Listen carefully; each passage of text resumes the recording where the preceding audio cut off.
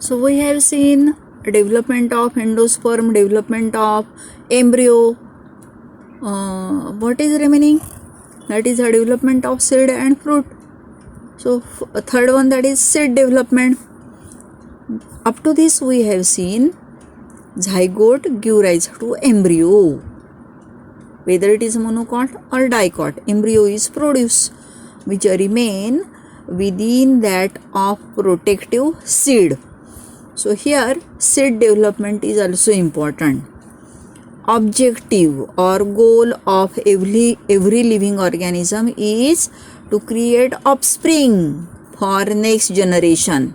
So in 11th, in first chapter, you have seen attributions of life. In that, important one is reproduction. So what is main aim of that embryo or seed? To produce new individual offspring for next generation.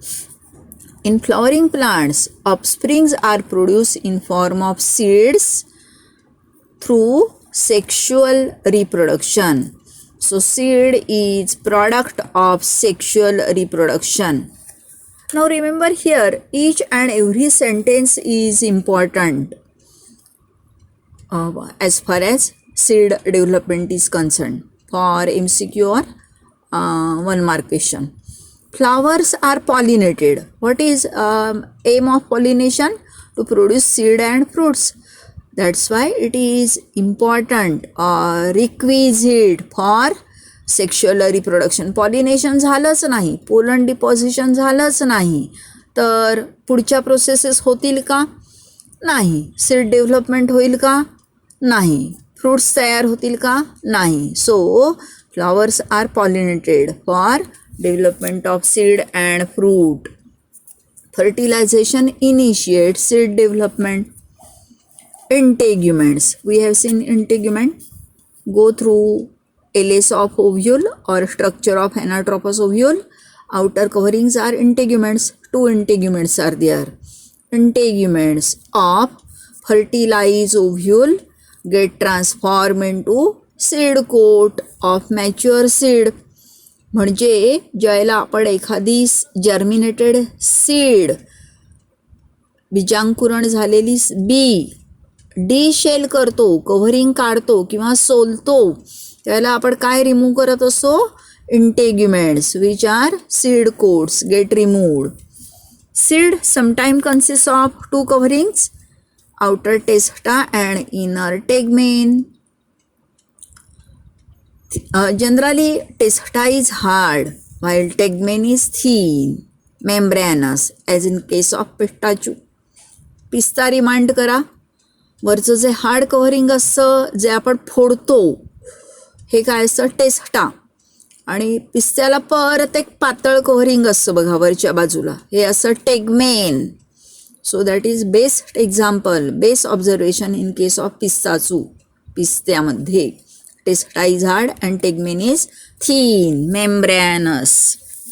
Then what happens to nucellus?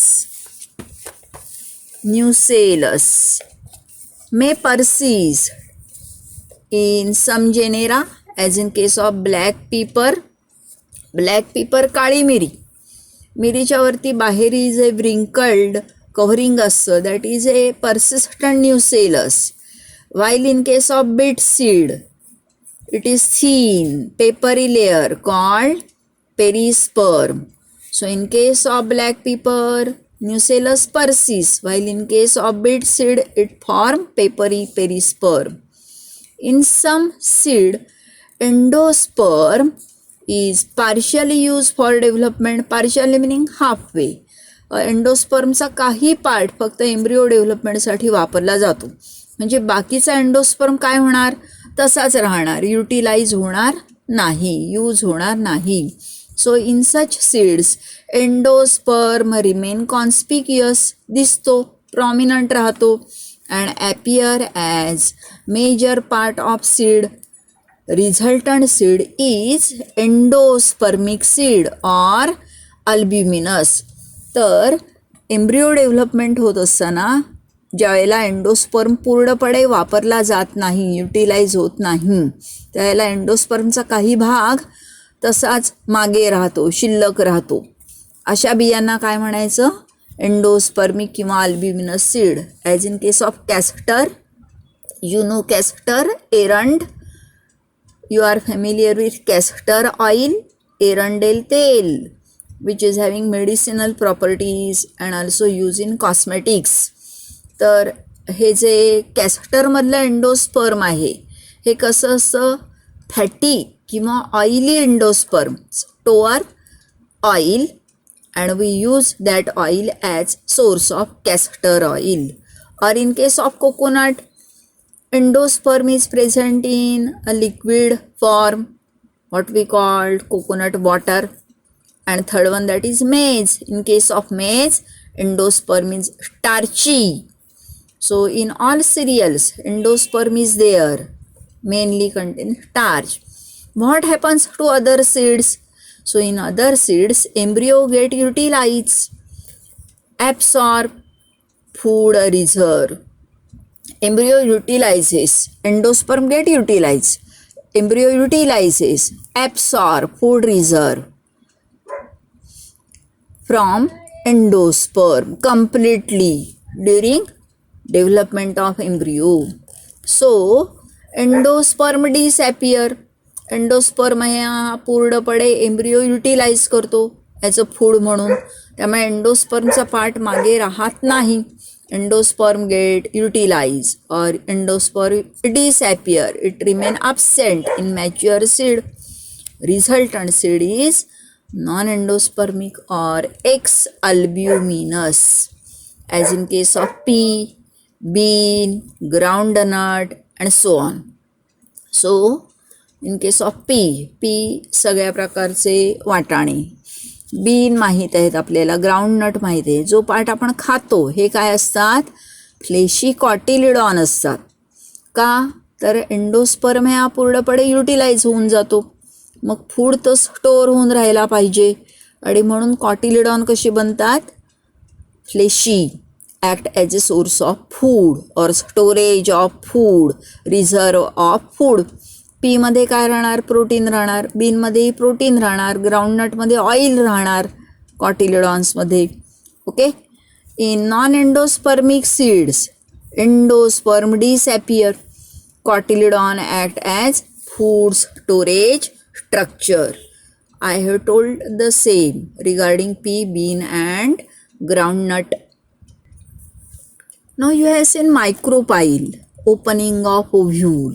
Micropyle persists as a small pore meaning opening in the seed coat to allow entry of water and oxygen during soaking or seed germination. जर का तुम्ही पाहिलं, seed germinate करण्यासाठी पाण्यामध्ये ज्याला आपण ठेवतो त्याला बियांच्या शेजारी छोटे बबल क्रिएट झालेले दिसतात. आता हे बबल म्हणजे काय असतात? तर सीडमध्ये असलेली जी एअर आहे ही या छोट्या मायक्रोपायलर ओपनिंगमधून बाहेर पडत असते in the form of bubble.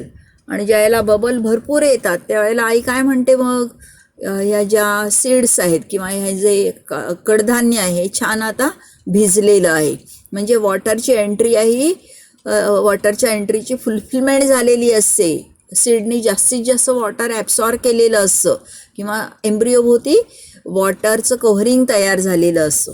So that is a role of micropyle, act as a way for entry of water and oxygen at the time of soaking or seed germination. Then after second part of development is fruit development. So it is triggered meaning favored by hormones produced by developing seeds. After fertilization, ovary begins to differentiate into fruit. So in 11th you have seen structure of fruit having 3 wall layers, outer ectocarp, median mesocarp and inner endocarp. Ovary wall develops into pericarp having 3 wall layers, ectocarp, or it is also known by term epicarp, outer covering, mesocarp and endocarp. As in case of mango, coconut. गेल्या वर्षी आपण मँगोचं structure पाहिलेलं होतं फ्रूटमध्ये. बाहेरची जी हिरव्या रंगाची किंवा ज्याला साल म्हणतो ही काय असते, एक्टोकार्प. मधला फ्लेश आहे हा मिझोकार्प. आणि जे हार्ड कव्हर्ड रिजन असतो, बाठ म्हणतो मराठीमध्ये, हा काय असतो, endocarp. Same happens in coconut. कोकोनटचं बाहेरचं ग्रीन किंवा ब्राउनिश येलोइश कव्हर असं एक्टोकार्प. मधला कॉयर काथ्या किंवा फायब्रस रिजन असतो हा मिझोकार्प. आणि इनर हार्ड कव्हरिंग ज्याला करवंटी म्हणतो मराठीमध्ये, हे काय असं, endocarp. So in this way these are two different examples having certain similarity and differences, especially in the region of mesocarp. मेझोकार्पमध्ये कसा आहे, फ्लेश आहे हा एडिबल आहे. आणि कोकोनटमध्ये मेझोकार्प कसा आहे, non edible, because it contains fibres, ज्याचा उपयोग आपण नंतर काथ्या किंवा कॉयर म्हणून करतो. So that is regarding development of seed and fruit. Why there is a development of seed or why there is a development of fruit? Study it in a significance.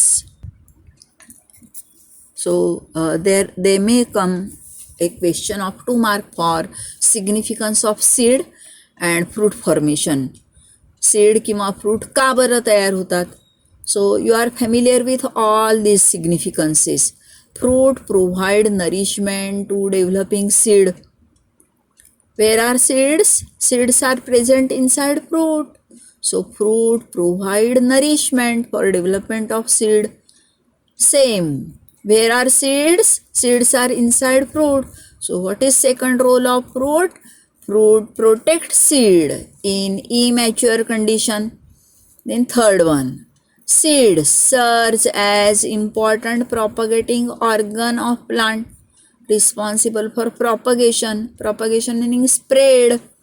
बघतो आपण वाऱ्याबरोबर बिया आहेत ह्या स्प्रेड होतात, किंवा काही आहेत ह्या माणसामार्फत एका ठिकाण दुसऱ्या ठिकाणी वाहून नेल्या जातात. प्राण्यांच्या केसाळ स्किनला, हेअरी स्किनला चिकटतात, किंवा पक्षी फ्रूट्स खातात आणि मग नंतर फिकल मॅटरमधून काय होतात बरं, स्प्रेड होत राहतात. So seeds act as propagating organs. Then seeds and fruits develop special devices as spiny seed. काटेरी बिया असतात जे आपल्या कपड्याला किंवा प्राण्यांच्या केसांना चिकटतात आणि एका ठिकाणाहून दुसऱ्या ठिकाणी डिस्पर्स होतात, कॅरी केल्या जातात, वाहून नेल्या जातात. With taps calyx. टॅपस कॅलिक्सही गेल्या वर्षी केलेलं आहे तुम्ही. पॅराशूट मेकॅनिझम सांगितलेलं मी तुम्हाला. म्हातारीचं एक्झाम्पल दिलेलं. कापूस असलेली बी वाऱ्याबरोबर उडते. Then wing seeds. काही बियांना पंख असतात. बघतो आपण नेचरमध्ये या बिया ह्या वाऱ्याबरोबर सहज उडू शकतात. What are use of pappus or wing seed? For dispersal, thus help in distribution of species. Species spread at a wide range or at different places. Then concentrate on homework here. Sketch and label stages of embryo development. He diagram महत्त्वाचे आहेत, या सगळ्या पुस्तकामध्ये आहेत पण तिथे proper labelling नाही आहे, त्यामुळे ह्या डायग्राम काढायचे आहेत. Sketch and label dicot seed as in case of bean seed or maize seed, that is monocot seed. या दोन्ही डायग्रामसाठी तुम्ही 11चं जे टेक्स्टबुक आहे तुमचं, मॉर्फॉलॉजी ऑफ प्लांट चॅप्टर, या रेफर करायचं आहे.